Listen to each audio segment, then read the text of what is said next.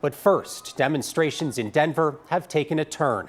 What started out as peaceful protests against the Trump administration is ending tonight with a face-off against police officers. Thanks for joining us tonight. I'm Evan Krugel.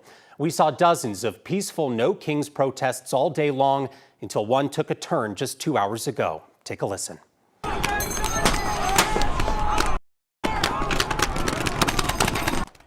It all started when protesters tried to move on to West Colfax near the I-25 interchange. They were met by Denver police officers staged at Osage. DPD says protesters attempted to push through and gain access to the highway. Police then responded with non-lethal tactics, including smoke and pepper balls. Denver police say protesters threw rocks and bottles at officers. DPD says they've arrested 5 people so far in this incident. Police also arrested 1 man earlier in the day for attempting to block off Spear near Ball Arena. Our Ria Jha is joining us live from that area. Ria, you were right there as all of this unfolded.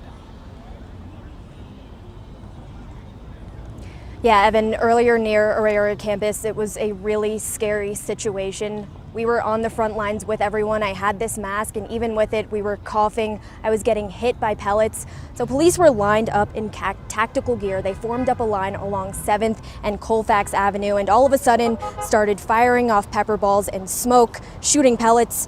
Many people were coughing, people were running away. Multiple people were handcuffed and detained from what we saw. Police moved that line for 3 blocks all the way down to Spear, firing off pepper bombs along the way. Smoke. Police said they had to do that because protesters were trying to get onto I-25. Those protesters were armed with gas masks, yelling things at police. And when I was here earlier today, it could not have been a more different situation. It was peaceful. People were laying out on the lawns. When we got to Aurora campus, it completely turned. So now protesters are kind of doing laps around the city. They're definitely still here. Some people are still at the Capitol, but we will kind of monitor this situation as it develops. Reporting live at the Capitol, Ria Jha, 9 News. Yeah, we'll continue to stay on top of this. Ria, thank you so much for that reporting.